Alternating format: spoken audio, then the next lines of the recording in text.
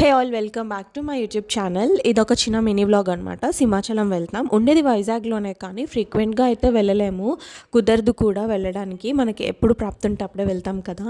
So వెళ్ళినప్పుడు మాత్రం మేము ఖచ్చితంగా చాలా మంచిగా దర్శించుకొని వస్తాము. ఆల్మోస్ట్ ఎప్పుడు కూడా 300 టికెట్కే వెళ్తాము. సో దట్ గర్భగుడిలోకి వెళ్ళి మంచిగా దర్శించుకొని రావచ్చు అని చెప్పి. అండ్ మేము వెళ్ళేదైతే సాటర్డే కాబట్టి ఫుల్ రష్ ఉందన్నమాట. సో మేము అలాంటప్పుడు మార్నింగ్ 7కి అలా వెళ్ళిపోతాం అనమాట. కొంచెం ఇప్పుడు వింటర్ కాబట్టి కొంచెం ఇబ్బంది అయింది మాకు. బాగా చల్లగా ఉంది, ఎందుకంటే అదంతా కొండ ఏరియా కాబట్టి.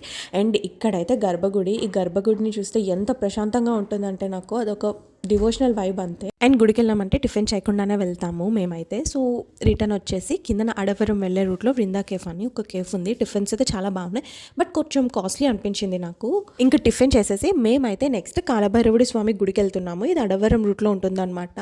నెక్స్ట్ వీడియోలో పోస్ట్ చేస్తాను. వీడియో నచ్చితే like, share and subscribe to my YouTube channel. Bye guys.